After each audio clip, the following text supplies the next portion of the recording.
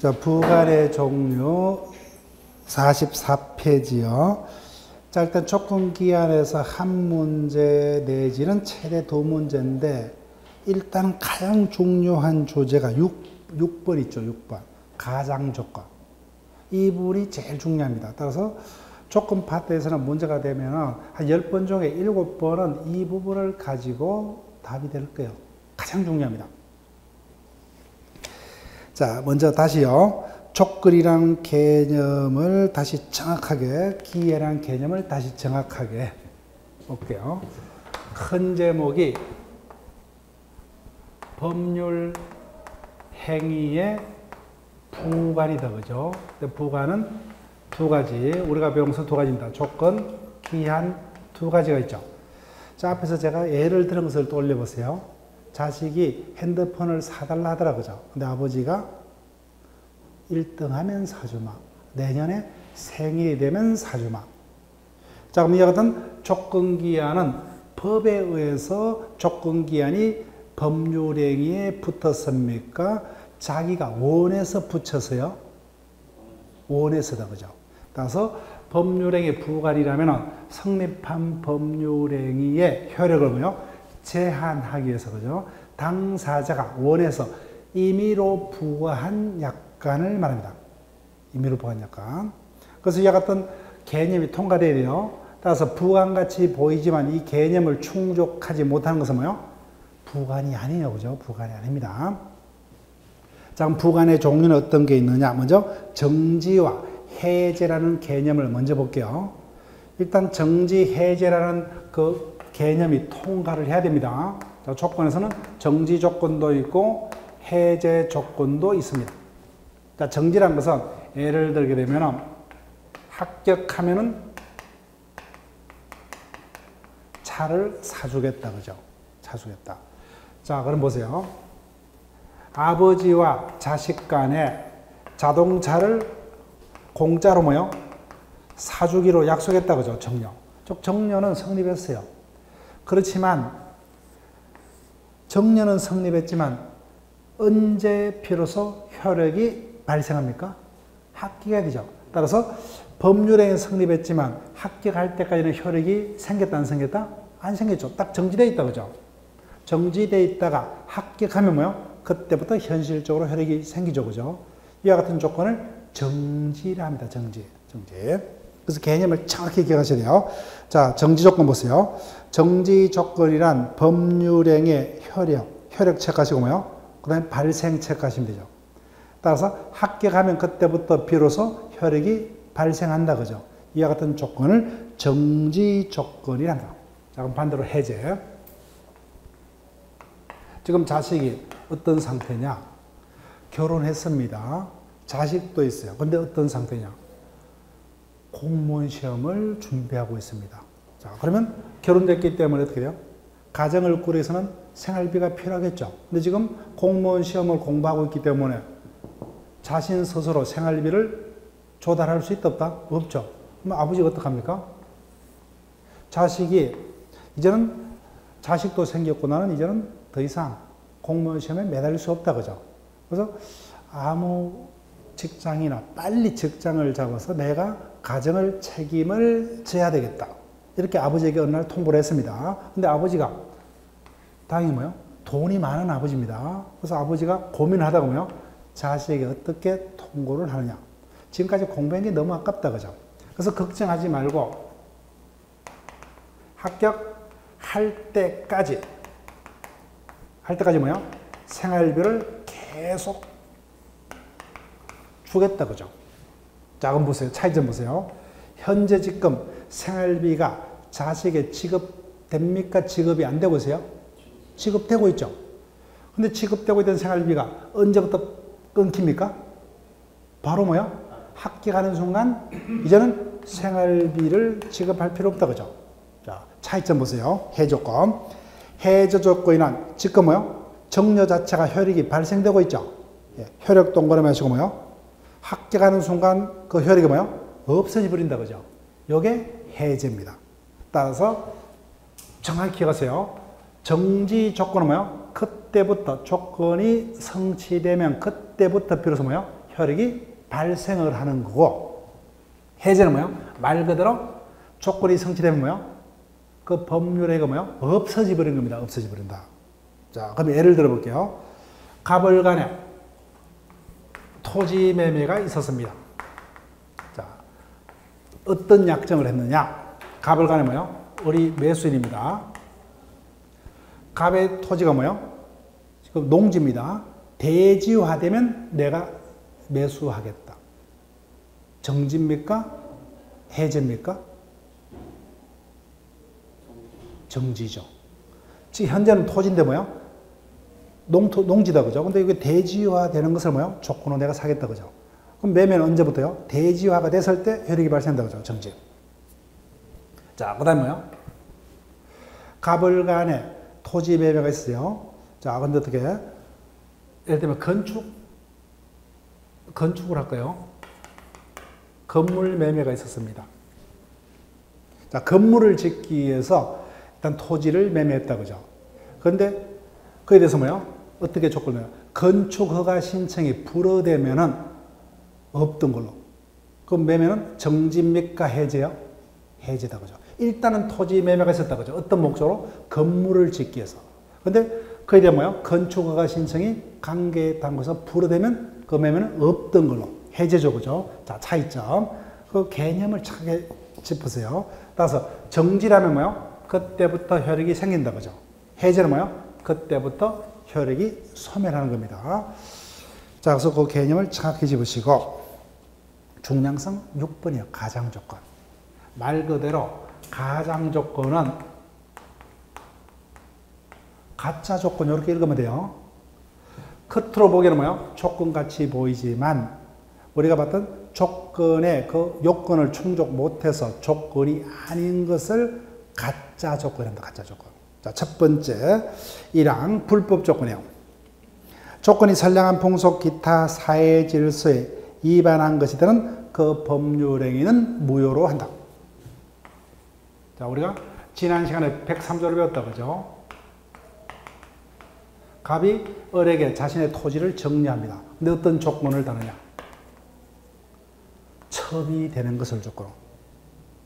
첫 계약은 유효입니까? 무효였어요? 무효다, 그죠? 첩이 되는 것을 조건으로 되고는 무효된다, 그죠? 근데 이와 같이 조건 자체가 103조에 반하면 법률행위 전체가 무효가 됩니다. 이게 이제 불법 조건이고. 자, 2항 3항 보세요. 이게 시험 칠 때까지 2항 3항은 반드시 내고서 해야 돼요. 자, 2항은 조건이 법률행위 당시 이미 성취한 경우에는 몇 줄 보세요. 그 부분. 자, 앞에서 조건이 되는 사실은 현재 사실입니까? 장래 사실이요? 장래 사실이요. 따라서 뭐요? 이미 성취해버렸어요. 이미. 과거 사실이요. 여기서 뭐요? 기성조건이란다. 기성조건. 그래서 이거는 조건이 아니에요. 조건이 아닙니다. 조건이 되는 사실은 뭐요? 알든 모르든 장래 사실이 됩니다. 따라서 뭐요? 이미 지나간 과거의 사실은 조건이 될 수가 없어요. 알든 모르든. 다음 기성조건이 붙었으면 그 법률행위 효력은 어떻게 될 것이냐. 자, 읽어볼게요. 조건이 행위 당시 이미 성취한 것인 경우에 그 조건이 정지 조건이면 조건 없는 법률행위로 하고 해제 조건이면 그 법률은 무효로 한다. 자, 이 부분을 외우셔야 돼요. 자, 자식이 뭐요? 아버지에게 자동차를 사달라 그럽니다. 그래서 아버지가 뭐요? 합격하면 사주마 그랬어요. 근데 이미 뭐요? 이미 합격을 해버렸어요. 이미 합격을 해버렸어요. 자, 그럼 보세요. 아버지의 의사는, 자, 조문 보지 마시고, 자식이 아버지에게 뭐요? 차를 하나 사달라 그랬어요. 근데 아버지가 어떻게 합니까? 합격하면 사주마. 이렇게 조건을 붙였는데 이미 그 같은 조건을 붙일 당시에 이미 합격을 해버렸습니다. 그럼 아버지 의사는 자동차를 사주겠다는 거겠습니까? 안 사주겠다는 거겠어요? 자, 이건 좀 애매할 수도 있다, 그죠? 자, 두 번째 보세요. 아버지가 합격할 때까지 내가 생활비를 주겠다 그랬어요. 근데 이미 뭐요? 그 같은 조건을 달 당시에 이미 합격해버렸어요. 근데 아버지 의사는 그러면 생활비를 주겠다는 겁니까? 안 주겠다는 거예요? 안 주겠다는 거다, 그죠? 그래서 기성 조건이 해제 조건이 뭐며? 그 부분은 의미가 없죠. 그죠? 그래서 기성 조건이 해제 조건이면 당해 법률의 뭐요? 무효가 됩니다. 기해무. 자, 그러면 반대로 합격하면 차를 사주겠다. 그죠? 그럼 해제 조건하고 반대로 가면 되겠죠. 따라서 합격하면 차를 사주마. 그죠? 이거는 무조건 사주겠다는 의미가 되어버려요. 따라서 뭐요? 기성 조건이 정지 조건이면 당해 법률에는 유효. 조건 없는 법률에가 되어버린다는 거예요. 유효. 이렇게 됩니다. 그래서 기정유, 기해무 이렇게 외우시면 돼요. 자, 그럼 사망은 반대요. 그래서 하나만 외우시면 사망은 자동적으로 해결됩니다. 자, 그럼 불능 조건인데 반대가 된다 그랬으니까 뭐요? 요 순서가 바뀌어요. 그죠? 그러면 불능 조건이 정지 조건이면 당해 법률에는 어떻게 된다 소리요? 반대니까 순서가 반대라 그러세요. 그럼 불능 조건이 정지면 어떻게 돼요? 반대니까 무효죠. 무효. 불능 조건이 해제 조건이면 유효. 이렇게 됩니다. 자, 설명해 볼게요. 조건이 되는 사실, 합격함이다. 그죠? 합격할 수도 있고 불합격할 수도 있죠. 조건이 되는 사실은 실현이 가능해야 돼요. 가능. 처음부터 뭐야? 100% 불가능한 것을 조건한 것은 불능 조건은 조건이 될 수가 없어요. 조건이 될 수가 없습니다. 즉 자식이 아버지에게 뭐요? 자동차를 한 대 사달라 그럽니다. 아버지가 어떻게 해요? 웃으면서. 그래서 내일 해가 서쪽에서 뜨면 사주마. 그럼 자식은 언제부터 사달라 할 수 있죠? 해가 서쪽에서 떠야 돼요. 이게 정지 맞죠? 가능해요? 불가능합니까? 불가능하죠. 그럼 아버지 의사는 뭐예요? 안 사주겠다는 의미다. 그죠? 그래서 불능 조건이 정지 조건이면 당해 법률행위는 무효가 됩니다. 그 다음에 어떻게 하세요? 해가 서쪽에서 뜰 때까지 생활비를 주겠다. 그럼 아버지의 의사는 뭐예요? 그냥 무조건 주겠다는 의미죠. 그죠? 해가 서쪽에서 뜰 리가 없으니까. 그죠? 끝끝내 생활비를 주겠다는 소리죠. 그죠? 따라서 불능 조건이 해제 조건이면 당해 법률행위는 유효, 조건 없는 법률행위 이렇게 됩니다. 자, 제가 설명하면 이해는 되셨죠? 그죠? 그래서 이 부분을 조건법에서는 가장 중요합니다. 이항사망. 전문 자체로 그대로 출제되기도 하고 이해 문제로 출제되기도 합니다. 자, 그럼 물어볼게요. 갑을 간에 이런 약속이 있어요. 갑이 을에게 뭐요? 1억 원을 주겠다. 정려를 약속했습니다. 정려자. 정려를 받는 자가 뭐요? 수정자입니다. 어떤 약속을 했느냐? 해저 1만 미터에 빠져있는 뭐요? 내가 잃어버린 금반지를 찾으면 1억 주겠다. 자, 그러면 이해가 되신지 보세요. 유효입니까? 무효요? 무효다. 그죠? 불가능하죠. 그죠? 불능 조건인데 뭐요? 정지니까. 그죠? 반지를 찾아야만 비로소 받을 수 있죠. 그죠? 무효가 됩니다. 이런 것들을 이제 개념을 기억하시고 찾아내야 돼요. 개념이 일단 조건에서 가장 중요합니다. 개념. 자, 정지라면요. 다시 한번. 정지라면은 대표적인 예가 요거다. 그죠? 합격하면은 차를 사주겠다. 그러면 정려가 언제부터 현실적으로 효력이 발생합니까? 합격해야 된다. 그죠? 이와 같은 조건을 정지. 그 다음에 합격할 때까지 생활비를 주겠다. 그죠? 지금 현재 생활비를 지급하고 있죠? 근데 언제 소멸합니까? 합격하는 순간부터 소멸한다. 그죠? 이와 같은 조건이 해제. 그때부터 효력이 없어진다. 그죠? 일단 정지와 해제라는 개념을 명확하게 하시고, 그 다음에 또 하나 뭐요? 조건이 되는 사실은 과거, 현재, 장래 사실 중 어떤 사실이어야 됩니까? 장래 사실이어야 된다. 그죠? 따라서 알든 모르든 이미 뭐요? 성취된 사실. 그거는 조건이 될 수 없다. 그죠? 이와 같은 조건을 기성조건. 그래서 기성조건이 정지 조건으로 붙으면 어떻게 되느냐? 그건 무조건이다. 그죠? 유효. 기성조건이 해제 조건이면 의미가 없기 때문에 무효. 그 다음에 조건이 되는 사실은 합격하면, 1등 하면 가능해야 되죠. 그죠? 그래서 해가 서쪽에서 뜨면, 또는 뭐요? 해저 1만 미터에 빠져있는 금반지를 찾으면, 이와 같이 100% 불가능한 것을 조건한 것은 뭐요? 불능 조건. 이건 조건이 될 수 없다. 그죠? 그때 불능 조건이 정지 조건이면, 그래서 뭐요?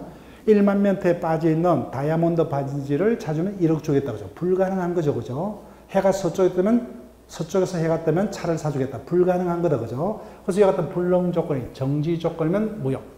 해가 서쪽에서 뜰 때까지 생활비를 주겠다. 그죠? 웃으면서. 아버지 의사는 뭐야? 그냥 주겠다는 거죠. 그래서 불능 조건이 해제 조건이면 조건 없는 법률의 유효. 그래서 151조가 가장 중요합니다. 자, 그 다음에 기한. 자, 서울에서 첫눈이 오면, 이건 조건이라고 했습니까? 기한을 그러세요? 기한이다, 그죠? 내가 키우고 있는 강아지가 죽으면 반드시 오죠. 따라서 성립한 법률행위 효력의 발생 소멸을 장래 사실 중 뭐요? 반드시 도래하는 확실한 사실에 성부에 의존케 하는 부관을 기한이라 한다, 그죠? 기한. 자, 기한은 종류가 8번, 시기, 종기가 있습니다. 자, 보세요. 쉬워요. 가벌간에 아파트 임대차 계약이 성립했어요. 이때 임대차 계약을 체결했습니다. 자신의 물건은 뭐요? 임차인에게 빌려주는 자는 뭐요? 임대인. 빌려서 사용한 자를 임차인 그러죠. 자, 계약은 이때 체결했습니다. 근데 임대차는 언제부터? 1월 1일부터 시작됩니다. 이게 뭐요? 시기입니다. 그때부터 효력이 발생한다 그죠? 언제까지? 연말까지. 그러면 임대차는 이때 끝나죠, 그죠? 이게 종기입니다. 종기. 시기 종기. 아무것도 아니죠. 자, 그 다음에 넘겨보세요. 확정기한, 불확정기한 있죠. 자, 보세요. 1월 1일부터 연말까지. 반드시 온다, 그죠? 근데 그 시기, 종기가 뭐요? 딱 정해져 있다, 그죠? 명확하게. 이게 뭐야? 확정기한입니다, 확정기한. 자, 그러면 반대가 뭐요? 불확정기한이죠. 서울에 첫눈이 오면 언제 올지가 확정이 됐어요? 아니죠, 그죠? 근데 오기는 반드시 오죠. 이와 같은 기한은 뭐요? 불확정기한 한다는 겁니다. 불확정기한. 불확정기한. 자, 기간이라는 개념은 넘어갑니다. 이건 산수 문제예요. 예. 자, 그럼 민법 총칙 마지막 주제 소멸시효로 갑니다. 소멸시효는 두 문제가 평균적으로 될 겁니다. 많은 수험생들이 이 부분을 상당히 어려워합니다. 자, 왜 어려워하느냐? 한마디로 민법은 단순 암기 과목이 아닌 이해 과목이에요. 이해 과목. 그런데 소멸시효는 뭐예요? 먼저 암기가 선행이 돼야 됩니다. 암기. 자, 그래서 수험생들이 암기를 못해서 어렵다. 이렇게 느낄 수가 있어요. 근데 민법은 일단 이해 과목인데 소멸시효 파트는 암기가 선행이 돼야 되는데 그 암기할 양이 다른 과목에 비해서는 압도적으로 많지 않아요. 그런데도 외우기 싫어서 요번 외우지 못해서 어려워하는 분들이 많을 수가 있습니다. 자, 그러면 소멸시효. 자, 일단은 소멸시효가 어떤 제도냐, 그것을 본격적으로 설명하기 전에 시효라는 단어를 설명드려 볼게요. 자, 우리가 살아가면서 언론에서 시효라는 말을 들어본 적이 있습니다. 분명히. 근데 우리가 보통 들어본 시효는 이와 같은 단어를 들어봤을 거예요. 공소시효. 공소시효. 뭐 살인의 추억이라든지 그런 어떤 영화에서도 들어봤을 거예요. 자, 범죄자가 범죄를 했습니다. 그런데 수사기관이 뭐예요? 그 자를 일정 기간 내에 수사해서 그 자를 기소 못하면 일정 기간이 지나면 이제는 뭐예요? 그 자가 범죄인임을 뭐예요? 확인했더라도 더 이상 기소 못하는 이와 같은 제도를 공소시효랍니다. 공소시효. 자, 우리가 미제 사건이 많죠, 그죠? 대표적인 미제 사건이 어떤 겁니까? 화성 연쇄 살인 사건, 그다음 깨구리 소년 사건 이런 것도 떠오르죠, 그죠? 자, 그래서 이와 같은 그런 자들은 사람을 죽였기 때문에 최대 뭐요? 사형에 해당하는 범죄입니다. 사형. 아무리 이와 같은 최대형이 사형에 해당하는 범죄라도 뭐요? 일정 기간 내에 그 자를 뭐요? 신병을 확보해서 기소 못하면 더 이상 그 이유는 뭐요? 그 자가 범인임을 확인하더라도 뭐요? 더 이상 기소 못하는 이와 같은 제도를 시효제도, 공소시효라고 합니다. 그래서 예전에는 사형에 해당하는 범죄는 15년이었어요. 15년. 자, 근데 보세요. 사람을 죽여놓고 15년만 숨어 살면 처벌을 몇 한다. 너무 법 감성이 안 맞죠, 그죠? 그래서 너무 공소시효가 짧다. 그래서 개정법에서는 25년으로 올렸습니다. 근데 이것도 문제가 있겠죠. 사람을 죽여놓고 25년만 숨어 살면 처벌을 면한다, 그죠? 그래서 우리나라는 지금 공소시효 제도가 있는데 외국에서는 이 같은 사형에 해당 범죄는 공소시효가 없어요. 언제든지 뭐요? 자면 처벌할 수 있어요. 우리도 이렇게 사형에 해당 범죄, 중대 범죄는 공소시효를 폐지해야 됩니다. 그런 논의로 갑니다. 그래서 뭐요? 지금 공소시효가 폐지된 범죄가 일부 있어요. 성범죄들, 그죠? 성범죄들 일부가 있어요. 특히 미성년자들을 상대로 한 성범죄는 실질성으로 공소시효가 없이 운영되는 그런 제도들이 있습니다. 자, 이런 게 시효제도예요. 자, 그러면 느낌이 왔을 거예요. 그자가 범죄를 범했음이 밝혀졌죠. 그렇지만 뭐요? 이 자가 평화롭게 사회에서 뭐요? 장기간 평화롭게 생활했다면 그자가 범인임을 알았다 할지라도 더 이상 처벌할 수 있다 없다? 없죠. 그죠? 자, 그럼 시효제도가 뭐냐? 모든 법 영역에서 인정됩니다. 민법뿐만 아니라 행정법, 다른 법, 형법에서도 이렇게 공소시효, 그죠? 형사에도 공소시효, 그 다음에 형해시효, 여러 가지 제도가 있습니다. 한마디로 하면 뭐요? 사실관계가, 일정한 사실관계가 뭐요? 사회에서 평화롭게 장기간 계속적으로 유지가 된 경우에는 그죠? 그 사실 상태가 진실한 법률 관계에 부합하느냐, 묻지 않고 뭐요? 그 사실 상태를 그대로 존중하는 게 뭐요? 사회 평화에 안정해서 유익하다. 그게 시효제도예요. 시효제도. 그래서 우리가 일반적으로 들어보는 것은 공소시효 이런 제도가 있는데 민법에서는 두 가지가 있어요. 소멸시효와 취득시효입니다. 그래서 소멸시효는 민법 총칙에서 권리 소멸의 원인으로서 한 두 문제가 예상이 됩니다. 취득시효는 물권법에서 소유권 취득의 원에서 한 문제 정도가 예상이 됩니다. 자, 먼저 취득시효를 먼저 말로서 예를 들어서 설명해 볼게요. 그 부동산인, 예를 들면 뭐요? 토지가 내 것이 아니에요. 그럼에도 불구하고 내 것으로 할 뭐요? 소유의 의사로 평화롭게 뭐요? 공연하게 드러내놓고 뭐요? 20년 이상 내 것 같이 뭐요? 공연 평온하게 점유 사용하면 그때부터 뭐요? 일정한 요건에서 그 부동산이 뭐요? 내 것이 되는 제도를 취득시효 제도로 합니다. 원래부터 내 거입니까? 내가 아니에요? 내가 아니다, 그죠? 근데 일정한 요건이 구비되면 내 것이 되어버려요. 이것을 취득시효 제도로 합니다. 그럼 이건 반대 현상이에요. 권리자가 뭐요? 권리가 있어요. 충분히 자신의 권리를 행사를 할 수가 있었습니다. 그런데도 불구하고 뭐요? 장기간 동안 권리자가 권리를 불행사를 하게 되면 뭐요? 일정한 요건에서 권리자의 권리를 소멸케 하는 제도를 소멸시효 제도라 합니다. 자, 예를 들게 되면 갑이 을에게 1억 받을 채권이 있어요. 당연히 갑은 을에게 1억 받을 채권이 있다, 그죠? 근데 이자가 뭐야? 채권을 충분히 행사를 할 수가 있었는데 몇 년간? 원칙 10년간 불행사하면 뭐야? 갑이 을에게 가지는 채권이 뭐야? 없어져 버립니다. 그러면 을은 이제는 갑이 자신에서 가지는 채권이 소멸했기 때문에 변제할 필요가 있어요, 없어요? 없죠, 그죠? 이와 같은 제도를 소멸시효 제도라 합니다. 소멸시효 제도. 자, 보세요.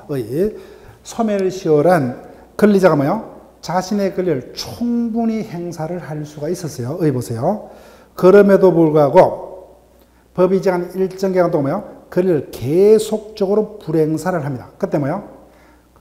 그 불행사 상태를 뭐요? 그대로 존중해서 권리자의 권리를 뭐요? 소멸케 하는 제도를 소멸시효 제도로 합니다. 비슷한 게 제척기한이라는 제도가 있는데 이거는 수업 시간에 할게요. 지금 설명하기는 너무 과하고. 자, 그럼 넘겨보세요. 그럼 어떤 권리가 소멸시효에 걸리냐는 겁니다. 그래서 권리자의 권리가 시효 소멸을 하기 위해서는 일정한 요건이 구비돼야 돼요. 자, 다시 한번 제가 의의는 봤다, 그죠? 근데 의의는 일단 덮었습니다. 제 혼자 다시 해볼게요. 권리자가 자신의 권리를 뭐요? 행사를 할 수 있음에도 불구하고 뭐요? 장기간 불행사를 하고 그 불행사 상태가 법이 정하는 일정 기간 계속되면 뭐요? 권리자의 권리가 법에서 소멸케 되는 것을 소멸시효라 합니다. 소멸시효 제도. 그럼 권리자의 권리가 소멸시효에 걸리기 위해서는 세 가지가 문제가 됩니다. 첫 번째 뭐요?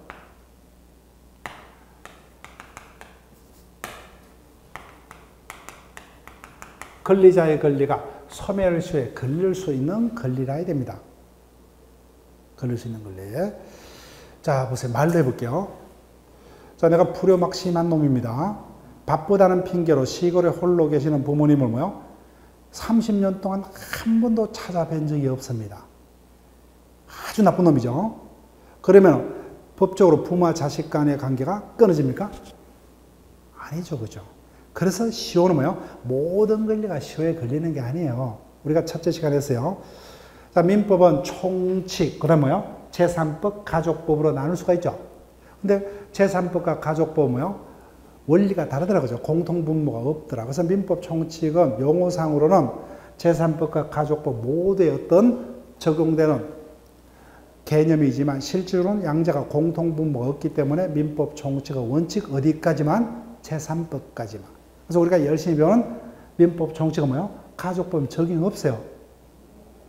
자, 그러면 우리가 앞에서 봤던 의사표시 뭐예요? 제3법까지만 적용됩니다. 대리도 뭐예요? 당연히 제3법이에요. 대리란 것은 본인이 할 매매 등을 누가 대신해 줍니까? 대리인이 대신해 주죠. 근데 혼인 등을, 이혼 등을 타인이 대신해 줄 수 있어요? 없어요? 그러니까 당연히 대리란 것은 뭐예요? 매매 등 제3법상의 법률행위만 허용됩니다. 자, 여기도 보세요. 장기간 부모님을 찾아뵙지 아니했다는 이유만으로 법적인 부모와 자식 간의 관계가 소멸될 수가 없죠. 그죠? 그래서 이와 같이 권리 중 어떤 권리만 소멸시효에 걸릴 수 있다? 제3법상의 권리, 즉 재산권만 소멸시효에 걸립니다. 재산권만. 처음부터 뭐예요? 재산권이 아닌 것, 어떤 겁니까? 가족권, 사원권, 이런 것들은 뭐예요? 처음부터 소멸시효에 안 걸려요. 자, 그러면 대상 권리는 소멸시효 걸리는 것들만 딱 기억하면 돼요. 자, 민법상으로, 자, 민법상의 재산권은 크게 뭐예요? 두 가지밖에 없죠. 뭡니까? 물권과 채권밖에 없어요. 그래서 채권까지 설명됐다, 그죠? 채권은 원칙 10년에 소멸시효 걸려요. 자, 근데 물권, 아직까지 정확하게 몰라요.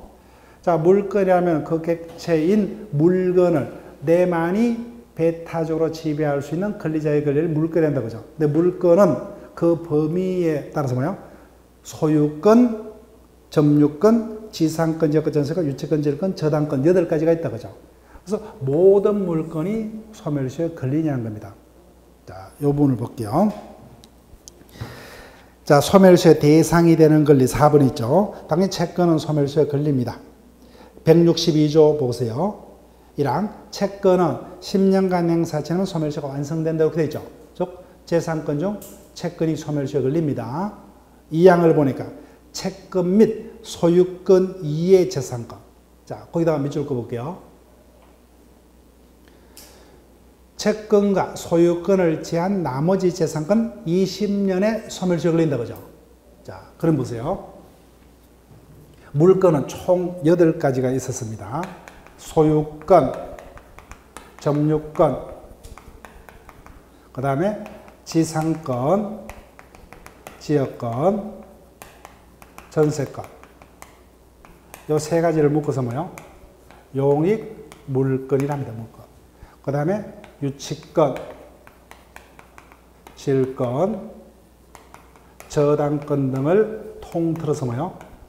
담보물권이라 합니다. 자, 금방 보니까 162조 2항을 보니까 소유권은 소멸시효에 걸려야 안 걸려요? 2항을 보세요. 채권과 소유권을 제한 이렇게 되어 있죠. 소유권 이해.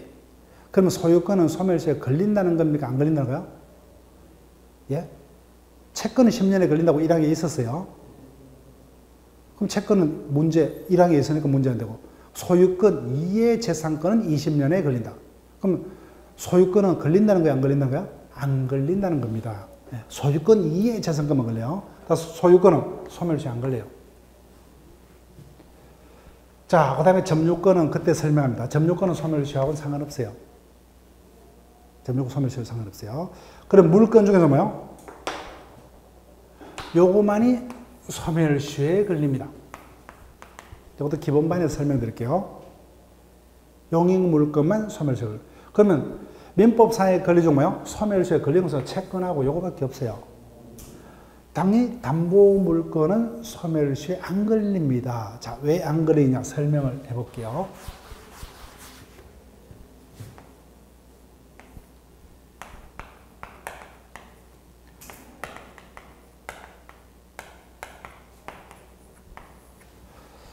자, 갑이 은행으로부터 1억을 빌립니다. 자, 은행 입장에서는 빌려준 돈을 확실하게 변제를 받아야 되겠죠. 그래서 안전장치를 마련합니다.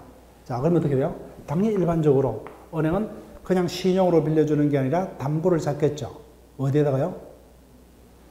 부동산에다가 저당권을 잡겠다, 그죠? 그래서 은행이 저당권을 잡았습니다. 자, 은행은 왜 저당권을 설정했죠?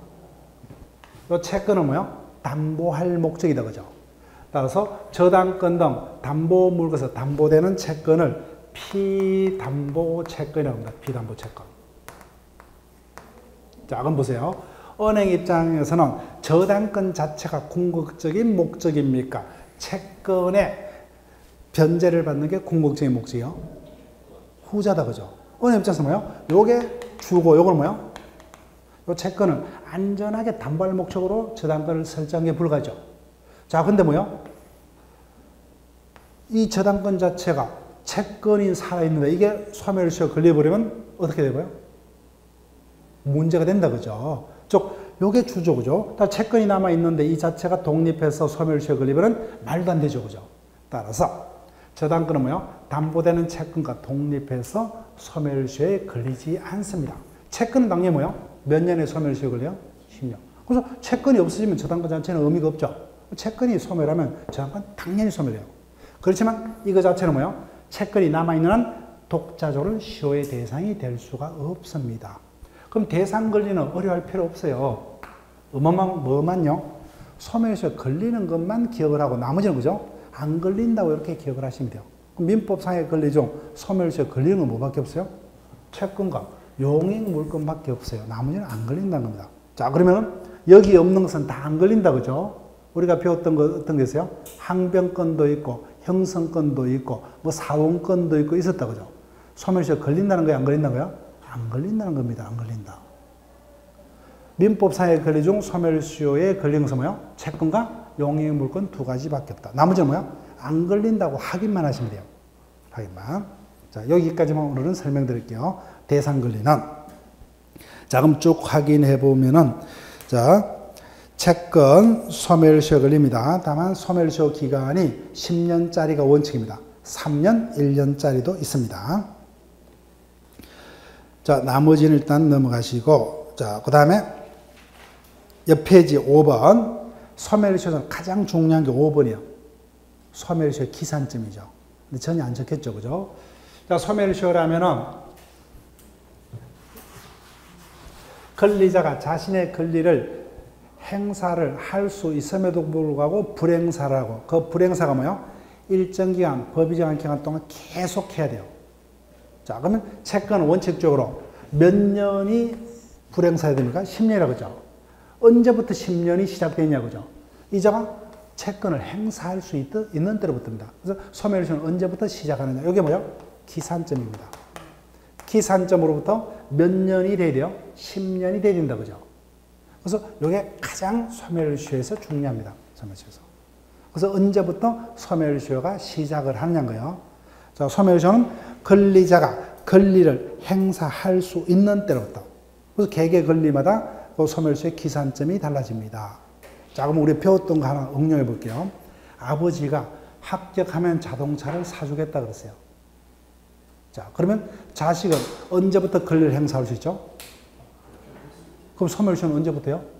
합격한 때부터 소멸시효가 진행이 된다는 겁니다. 그때부터 권리를 비로소 행사할 수 있죠. 그럼 그때부터 소멸시효가 진행된다는 거예요. 따라서 정지 조건부 권리는 언제부터요? 조건이 성취된 때부터 소멸시효가 진행된다는 겁니다. 그래서 언제부터요? 권리를 행사할 수 있는 때부터. 그래서 개개 권리마다 언제 권리자가 권리를 행사할 수가 있느냐. 그 부분이 이해가 되어 있죠. 그때부터 소멸시효가 진행돼요. 자, 그럼 볼게요. 1억 원을 빌려줬다, 그죠? 예를 들면 17년 1월 10일 날 빌려줬어요. 그럼 빌려준 돈은 뭐예요? 언제 갚으라? 17년 12월 30일 날 갚아라. 이때 변제기로 했습니다. 그러면 갑이 을에 대해서 가지는 채권은 언제부터 소멸시효가 시작한다는 거예요? 그러니까 뭐요? 30일 날 갚기로 했죠. 그러면 언제부터 달라 할 수 있어요? 요거다, 그죠? 그렇지만 진행은 보통 시기간을 계산할 때는 그 당일날은 뺍니다. 그럼 요 날부터 진행하는 거예요. 요 날부터. 그래서 몇 년요? 10년. 그래서 17년부터 하니까 뭐예요? 10년, 27년 기간 계산 안 봤어요? 그 전일이죠. 30일 날 끝난다는 거예요. 그래서 기산점 뭐예요? 권리자가 권리를 행사할 수 있는 때로부터 이렇게 됩니다. 계획의 권리마다 달라집니다. 그래서 합격하면 차를 사주마, 그죠? 이 같은 권리는 합격한 때로부터 비로소 행사할 수 있기 때문에 그때부터 소멸시효가 진행된다. 그래서 계획의 권리마다 이제 그 행사 시기가 달라져요. 자, 그 다음에 채권은 몇 년간요? 원칙 10년입니다. 1년짜리도 있고 3년짜리도 있습니다. 그러면 요거는 몇 년에 걸린다는 소리예요? 채권은 10년이에요, 원칙. 그 다음에 뭐야? 소유권 이외의 재산권은 몇 년요? 20년. 그래서 이거는 20년이 원칙이란 거예요, 20년. 그 다음에 민법상의 권리는 아니지만 세금은요, 국가는 국민으로부터 세금을 받을 수 있는 채권이 있죠. 이거는 5년입니다, 5년. 그래서 내가 세금을 뭐야? 5년간 납부치 않으면은 소멸돼 버려요. 네. 그래서 우리는 일단 민법상 세금은 일단 넘어가고 민법상의 채권은 뭐야? 원칙 10년. 소유권을 제한 나머지 재산권은 원칙 20년. 이렇게 됩니다. 자, 소멸시효의 중단. 소멸시효 파트에서는 기산점이 가장 중요하고, 그 다음에 두 번째가 중단이에요. 이게 두 번째 중요한 겁니다. 그러니까 중요성으로만 따지면 소멸시효는 기산점에서 한 문제, 중단에서 한 문제입니다. 자, 그러면 여기 보세요. 권리자의 권리가 시효 소멸되기 위해서는 뭐요? 권리자가 자신의 권리를 행사할 수 있음에도 불구하고 법이 정하는 기간 동안 계속해서 불행사를 해야 되죠. 채권 원칙 몇 년요? 10년이다, 그죠? 자, 그럼 보세요. 중단이 뭐냐? 갑이 을에서 1억 받을 수 있는 채권이 있었습니다. 00년 1월 1일부터 행사할 수 있었어요. 그러면 갑이 을에서 가지는 채권은 언제부터 시효가 진행됩니까? 이때부터 진행되죠. 이때부터 시작이에요. 그럼 언제까지요? 09년 30일. 계속해서 10년 동안 계속해서 불행사를 해야 되죠. 자, 근데 보세요. 소멸시효가 쭉 진행되고 있습니다. 이때부터 소멸시효가 진행되고 있죠. 그런데 이 시점에 뭐요? 예를 들면 09년 10월 10일자에 갑이 을을 상대로 뭐요? 빌린 돈을 갚아라. 권리를 행사를 합니다. 예를 들면. 자, 그러면 불행사가 10년을 채웠어요? 못 채웠어요? 못 채웠죠. 그러면 뭐요? 지금까지 진행된 시효는 뭐요? 요거는 없던 거로 됩니다. 없던 거로. 그 다음에 뭐요? 이때부터 다시 또 10년을 불행사해야 된다. 그죠? 이와 같은 사유를 뭐요? 중단 사유랍니다. 중단. 자, 그러면 한 문만 보더라도 소멸시효 중단이라 하면은 한 문만 보더라도 뭐요? 소멸시효가 진행되다가 중간에 뭐요? 끊긴다는 그런 의미죠. 그죠? 따라서 소멸시효가 뭐요? 진행이 되다가 일정한 뭐요? 불행사를 방해하는 일정한 법이 정하는 사실이 발생하면 지금까지 진행된 시효 기간은 뭐요? 백지로 하고 그 사실이 발생한 때부터 뭐요? 새로 다시 시효가 진행되는 이와 같은 것을 중단 사유라 합니다. 중단 사유. 자, 볼게요. 49페이지 제일 밑에요. 소멸시효의 중단이란 소멸시효가 지금 진행되고 있었다, 그죠? 근데 그 도중에 권리 불행사가 일정한 기간 계속되죠. 근데 그 권리 불행사라는 사실에 반대되는 사정이 발생을 하게 되면 효과가 셋째 줄이죠. 이미 진행된 시효 기간은 뭐요? 없던 걸로 만들고 그때부터 다시 새로이 시효가 진행되는 사유를 중단 사유라 합니다. 자, 넘기면 소멸시효 중단 사유는 크게 세 가지가 있어요. 크게 세 가지. 자, 168조에서 정하고 있다, 그죠? 청구, 요 압류 또는 가압류 가처분 3호 승인 있죠. 자, 물어볼게요. 첫 번째, 두 번째는 어떤 거예요? 권리자가 빌린 돈을 갚아라 그죠. 안 갚기 때문에 채무자의 재산에 압류가 들어간다 그죠. 첫 번째, 두 번째 조치는 뭐예요? 권리자의 권리 행사가 중단이 되는 겁니다. 마지막 세 번째는 뭐예요? 요거예요. 그래서 소멸시효가 완성되기 전에 을이 어떻게 합니까? 갑이 돼서. 그래서 내가 너에게 1억 빌린 게 있다 그죠. 갚을 게 있다. 자신의 의무를 시인하는 거죠. 의무자 측의 일정한 행위가 중단 사유가 되는 게 승인입니다. 앞에 두 가지는 뭐예요? 청구와 압류는 권리자의 권리 행사가 중단 사유가 되는 경우고, 승인은 의무자 측의 뭐예요? 자신의 의무 존재 시인 행위가 중단 사유가 되는 겁니다. 자, 느낌상으로 보세요. 갑이 받을 게 있다 그죠. 일단 세 가지를 봤는데 청구, 압류 등, 그 다음에 승인 세 가지를 봤죠. 느낌상으로 우리가 지금 읽기 전입니다. 당연히 내가 갑이라면은 그 중단 사유 세 가지 중 가장 내가 쉽게 선택하고 가장 많이 선택하는 중단 사유가 뭐겠어요? 세 가지 중 1번이다 그죠. 그러니까 가장 중요한 게 뭐예요? 1번입니다. 1번. 갚으라는 거예요. 빌린 돈은 달라. 그래서 중단 사유 중 청구가 가장 중요한 겁니다. 청구. 그 주로 청구에서 될 거예요. 근데 청구를 하면 뭐예요? 권리자가 의무자를 상대로 뭐예요? 자신의 권리를 주장하는 것을 통틀어서 청구를 해요. 청구. 근데 법에서 청구는 다시 6가지로 나눕니다. 자, 그러면 일단은 미리 보지 마시고 당연히 뭐예요? 내가 갑이라면 이자가 빌린 돈을 안 갚아요. 그럼 이자를 상대로 내 권리를 주장하는 것을 통틀어 청구를 하는데 내가 선택할 수 있는 가장 쉽게 선택할 수 있는 방법이 뭐죠? 을을 상대로 어떤 조치를 취하겠어요? 예, 재판을 걸겠죠. 그래서 청구 중 가장 중요한 거예요. 재판상 청구입니다. 재판을 통해서 뭐예요? 갚으라는 겁니다. 그래서 이게 가장 중요해요. 자, 나머지는 세목 정도는 보시면 되는데, 그 다음에 채무자가 망했어요. 그죠? 그럼 나도 받아갈 게 있다. 파산 절차에 나도 참가를 합니다. 그 다음에 뭐요? 지급명령을 신청해요. 지급명령. 그 다음에 화해를 법에다가 신청합니다. 화해. 그 다음에 이미 출석해서 화해를 신청하고, 마지막에 최고입니다. 6번째. 자, 파산 절차 참가. 그 다음에 뭐요? 지급명령, 화해를 위한 소환, 이미 출석. 그 다음에 마지막에 최고요. 자, 단어 설명입니다. 최고라는 단어를 제가 설명한 적이 있죠? 어디에서요? 제한 능력자 상대방 보호에서 설명을 드렸는데, 최고라는 것은 어떻게 읽어달라고 그랬죠? 촉구, 독촉, 청구, 이런 말입니다. 자, 그럼 느낌을 보세요. 번을 붙이면 1번, 2번, 3번, 4번, 5번, 6번까지가 있다. 그죠?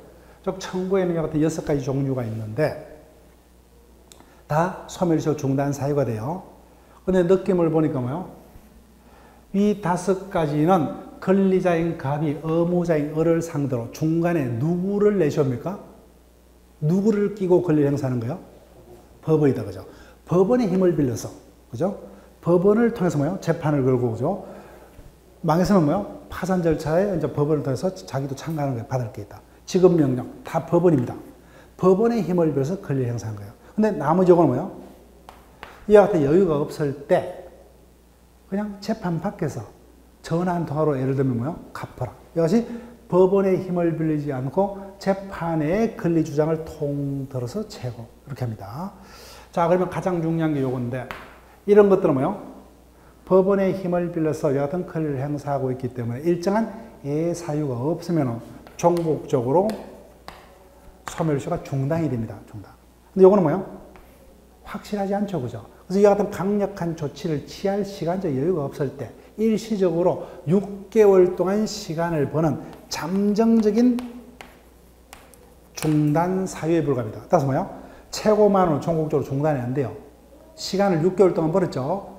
그 6개월 내에 뭐야? 다시 강력한 이와 같은 조치를 취하면 비로소 최고 시점에 종국적으로 중단력이 발생하는 겁니다. 따라서 뭐야? 최고만 해놓고 뭐야? 이와 같은 조치를 밟지 않았다. 그러면 중단의 효과는 없는 거. 이렇게 됩니다. 자, 그래서 나머지 사유들은 지금부터 외우려 하지 마시고 중단 개념까지만 오늘 기억하세요. 자, 중단이라면 뭐요? 보세요. 갑이 을에서 1억을 받을 채권이 있었다. 그죠? 언제부터 행사를 할 수가 있었어요? 00년 1월 1일부터 빌린 돈을 갚아라 행사할 수 있었죠. 그럼 언제부터 시작합니까? 이때부터 소멸시효가 시작한다. 그죠? 언제까지 계속 불행사해야 돼요? 10년까지 계속 불행사해야 된다. 그죠? 근데 중간에 뭐요? 10년을 못 채우고 금방 봤다. 크게 세 가지다. 그죠? 권리자가 의무자를 상대로 자신의 권리를 행사를 하죠. 그래서 통틀어서 뭐야? 청구. 그 다음에 압류덕의 행사를 한다. 그죠? 또는 의무자인 상대방 쪽에서 그래서 내가 빌린 게 있다. 이와 같은 사유가 인정되면 지금까지 진행됐던 시효가 어떻게 돼요? 없던 걸로 되고 다시 그때부터 새로이 소멸시효가 진행되는 것을 중단 사유라 하더라. 자, 그 다음에 어디를 보시냐면 마지막에 옆 페이지에 보면 정지가 있죠. 자, 정지. 그 정지는 시험 문제 딱 한 번 떴어요, 지금까지. 앞으로도 출제될 가능성은 별로 없어요. 상대 개념에 불과합니다. 자, 여기 볼게요. 소멸시효의 정지. 중단과 어떤 차이점이 있냐는 거예요. 똑같은 겁니다. 갑이 을에 대해서 1억을 받을 채권이 있죠. 언제부터요? 이때부터 소멸시효가 진행이 된다 그랬죠. 언제까지요? 이때까지 불행사하면은 소멸시효가 완성이 되기 때문에 더 이상 갑이 을에 대해서 가지는 채권은 어떤 상태에 빠집니까? 없던 걸로 되버죠. 소멸. 그럼 받을 수가 없어요. 자, 쭉 볼게요. 그래서 10년간 계속해서 불행사면 갑이 을에 대해서 가지는 채권은 소멸해버려요. 자, 근데 보세요. 이때쯤은 어떤 상태입니까? 거의 소멸시효가 끝나려는 상태죠. 근데 가만히 보니까 갑이 그 당시에 예를 들면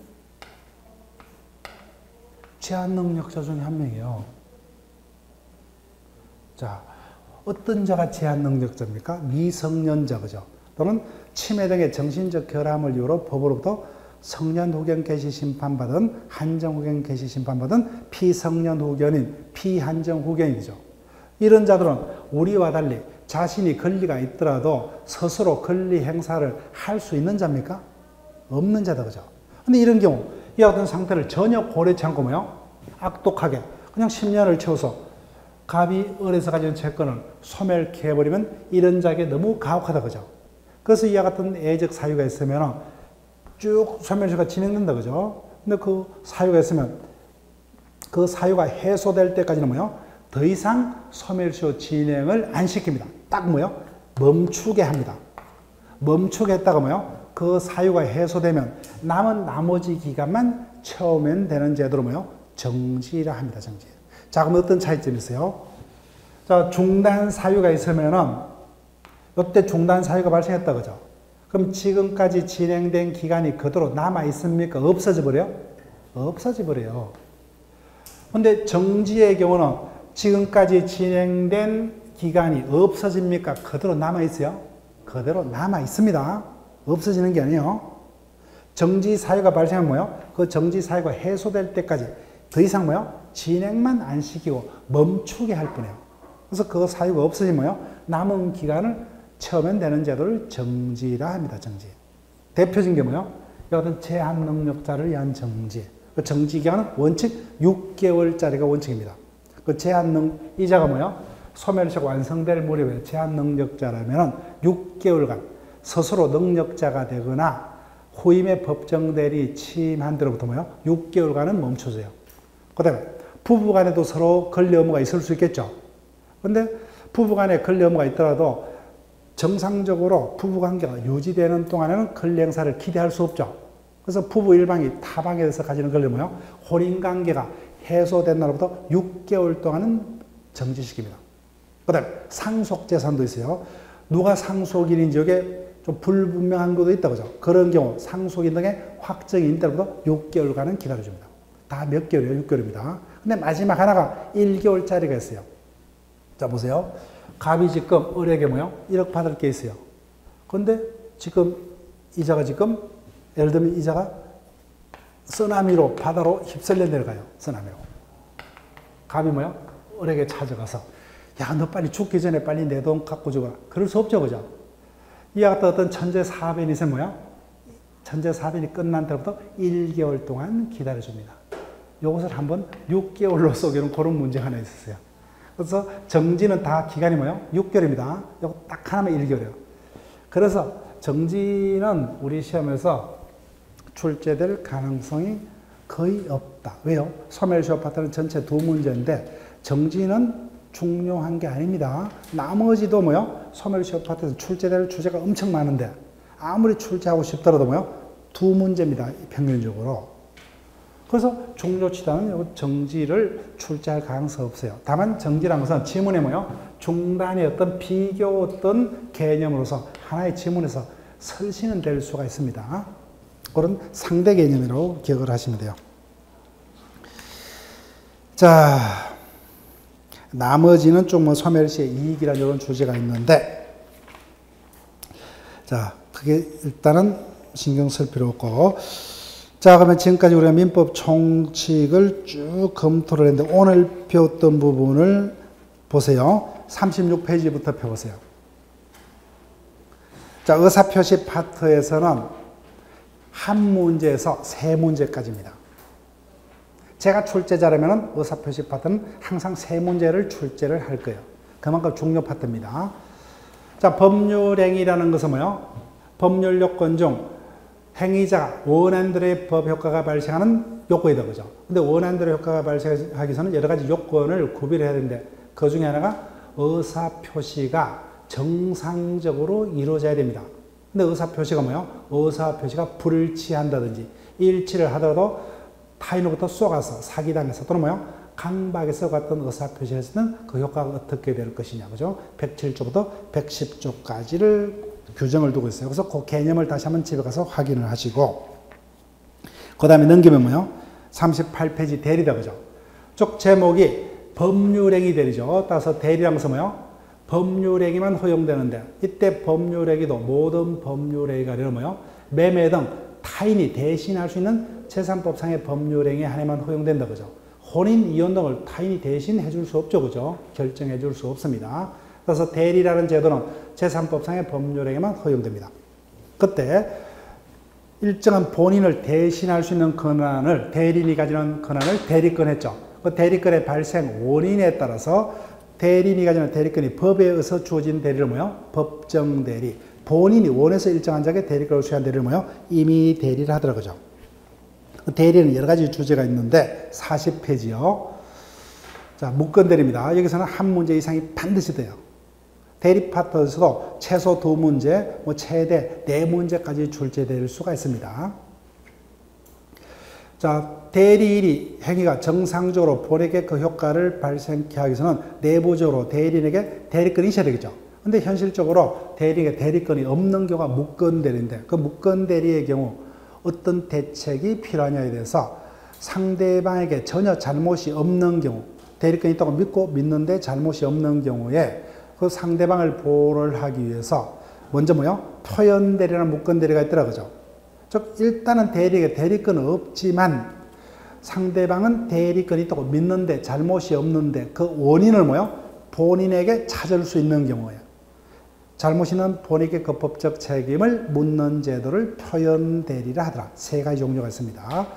그런데 무권 대리 중 나머지 무권 대리는 뭐요? 협의의 무권 대리. 이거는 본인에게 전혀 잘못이 없죠. 그때 상대방은 적극적으로 본인에게는 책임을 물을 수가 없다, 그죠?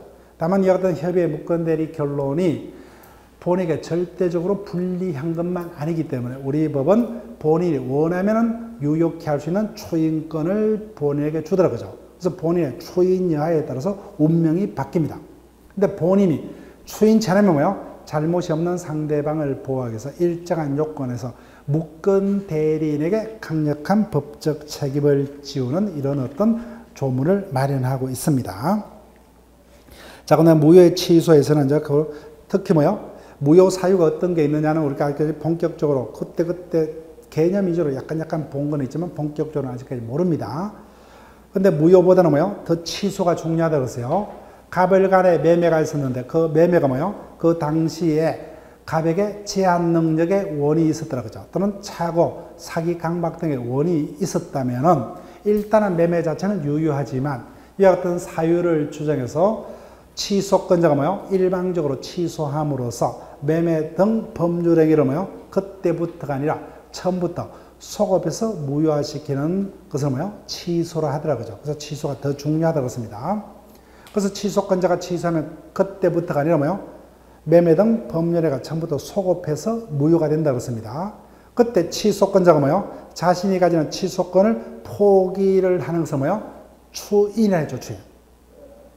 그래서 추인은 뭐요? 자기가 원해서 취소권을 포기하는 겁니다. 근데 법정 추인하면 뭐요? 원해서가 아니라 일정한 법이 정하는 사유가 발생하면 법에서 추인이 있는 것으로 간주하는 제도를 말하더라고요. 그 다음에 법률행위의 부관에서는 조건기회라는 개념, 이 부분을 한번 다시 꼼꼼히 한번 생각해 보세요. 조건이라면 뭐요? 아버지가 자식에게 핸드폰을 공짜로 사주겠다, 그죠? 약속했죠? 그렇지만 그냥 사주기 싫죠? 조건은 1등 하면 사주겠다, 그죠? 따라서 그 사실이 장래 사실이고 그 사실의 달성 여부가 뭐요? 불확실하다, 그죠? 따라서 성취 여부가 불확실한 장래 사실의 성부에 의존케 하는 법률행위의 부관을 조건. 근데 내년 생일날에 사주겠다, 그죠? 장래 사실 중 반드시 도래하는 확실한 장래 사실의 법률의 성부를 의존케 하는 부관을 기한이라 하더라고요. 그다음 정지 조건의 개념, 해지 조건의 개념. 여기까지는 반드시 한번 더 보세요. 자, 그 다음에 마지막에 47페이지야. 소멸시효 파트에서는 일반적으로 두 문제를 기대를 하는데, 소멸시효라 하면은 권리자가 자신의 권리를 충분히 행사할 수가 있었음에도 불구하고 법이 정한 장기간 동안 불행사하면 법에서 권리자의 권리를 소멸케 하는 제도를 소멸시효. 그래서 권리자의 권리가 소멸되기 위해서는 뭐요? 세 가지 요건이 구비되어 되죠. 첫 번째, 권리자의 권리가 소멸시효에 걸릴 수 있는 권리라 해야 됩니다. 민법상의 권리 중은 두 가지다, 그죠? 채권과 용익, 물건만이 소멸시효에 걸리고 나머지 권리는 소멸시효에 걸리지 않습니다. 그 다음에 가장 중요한 게 기산점인데, 소멸시효는 언제부터? 권리자가 권리를 행사를 할 수 있는 때로부터 시작합니다. 그래서 개개 권리마다 기산점이 달라져요. 그래서 그 부분 우리가 본격적으로 외워야 됩니다. 그 다음에 중단이라는 제도가 있더라고요. 채권이라면 10년 동안 계속 불행사를 해야 되죠. 그런데 10년이 완성되기 전에 뭐요? 그 불행사에 반하는 일정한 법이 정하는 사유가 발생하면 지금까지 진행된 시효를 뭐요? 백지로 돌리고 처음부터 다시 시작하는 제도로 뭐요? 중단이라 하더라고요. 그 중단의 모습은 크게 청구, 압류, 가압류 가처분, 성인 세 가지가 있더라고요. 거기까지 확인을 했습니다. 그래서 다음 마지막 기초 이론 시간에는 물권법과 채권법의 어떤 기초 개념들을 위주로 쭉 남은 것을 확인을 하고 10월 달부터는 본격적으로 이제 기본 이론이 시작될 겁니다. 그래서 이 개념들을 우리가 일단은 피부적으로라도 여러분들이 알고 들어오시면 기본 이론 과정이 상당히 수월해질 거예요. 기본 이론 과정에서 뭐요? 이런 개념들을 이렇게 쉽게 상세하게 설명할 수 있는 시간적 여유가 없어요. 예, 그렇게 빨리빨리 진행될 거기 때문에 자, 이 부분을 시간을 잘 활용을 하시기를 부탁드리고 다시 한 번 더 그런 범위 내에서만 집에 가서 확인을 하세요. 자, 오늘 수업 시간 마칩니다. 예, 수고했습니다.